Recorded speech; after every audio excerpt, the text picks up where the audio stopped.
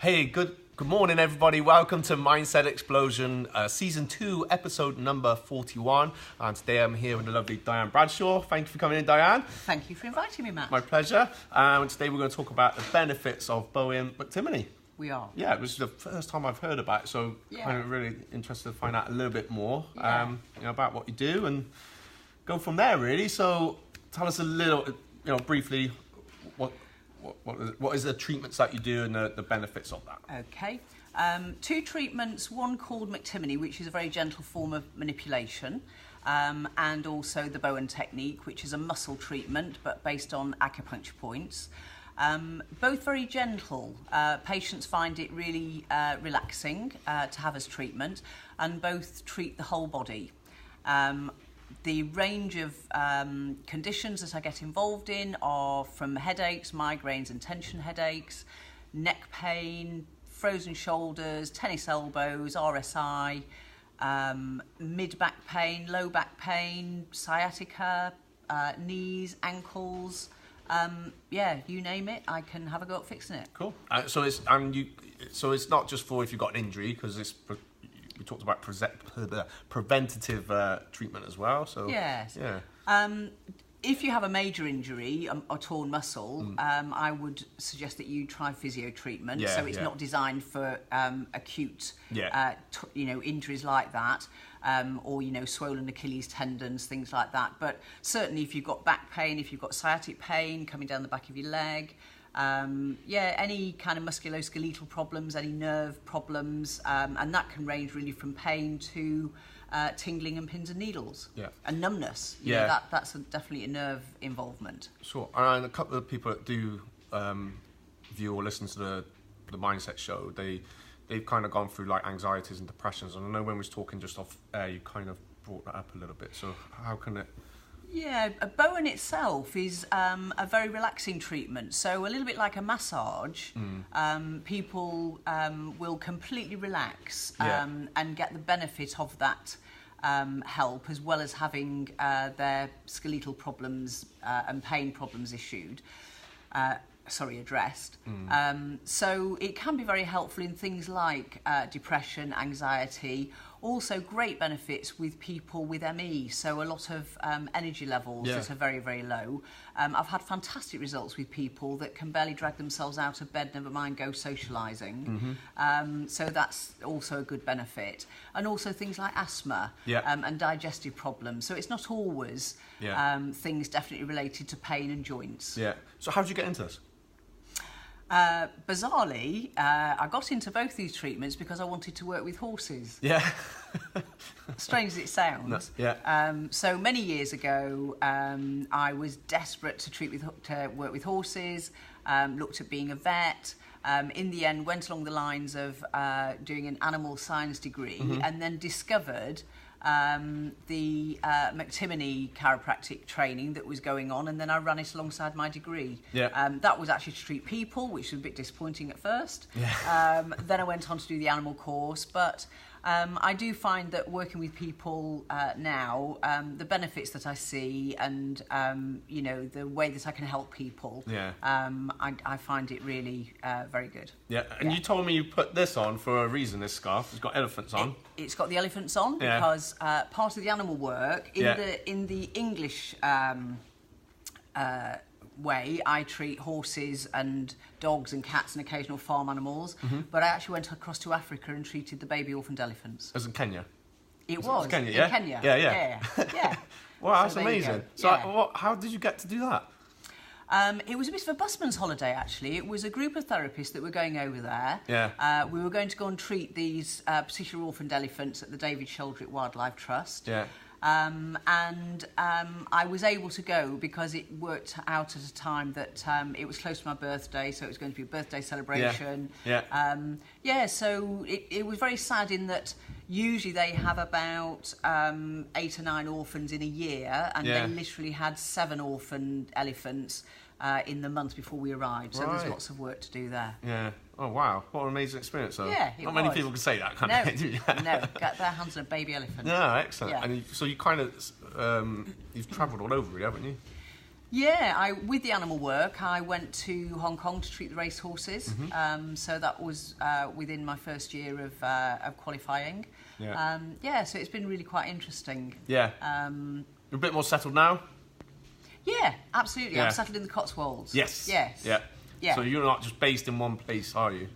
No, I live in Stroud, so Yeah. I have a treatment clinic in Stroud and also in Nailsworth. Yeah. And then I have a clinic in Cheltenham. Yeah. At Junction 11 of Right. the motorway. Okay. So you're there on specific days or just? Yeah, Nailsworth tends to be Mondays, Cheltenham tends to be Wednesdays, and the rest of the week I can be flexible. Go out to do the horses. Yeah. And be at home for human patients. Sure. And we kind of got onto the subject of, I think we might have missed it a bit there, Dianne, but so how some of your treatments can help, say, pregnant women?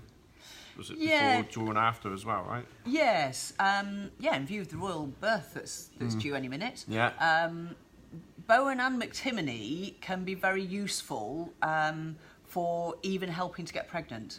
Because sometimes, sometimes the misalignment of the pelvis, which obviously houses the uterus, if there are gross misalignments and a lot of muscles in spasm and tension and causing an imbalance with the nerves, it can also be preventing pregnancy happening. Yeah. I do also think that there's this element that we talked about a little earlier about the calming and the relaxation, and getting pregnant can be a little bit of a stressful time. But certainly I've had a few ladies that have been desperately trying to get pregnant, and then they have treatment, we get them into a regular balanced alignment, and they suddenly find that they are.